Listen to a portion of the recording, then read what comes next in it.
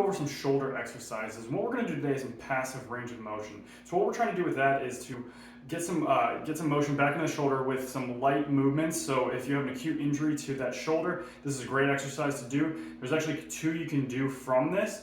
So with passive, what we're trying to do is we're not actually actively engaging the muscles. We're going to do a passive motion by actually moving our hips.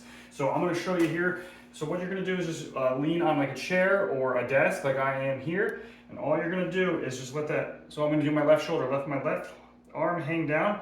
And then what I'm going to do is just slowly rock my hips back and forth just to get my shoulder moving. So this one is just front to back, just like that. The other one we're going to do from this is just doing circles. So again, this we're just going to do like I'm doing a hula hoop with like a small hula hoop circle with my hip. So and that's just going to get that arm moving, and then you can go the opposite way. Again, all we're trying to do is just get some range of motion, some movement back into that joint, try to lubricate it and take some pressure off it. It's that simple.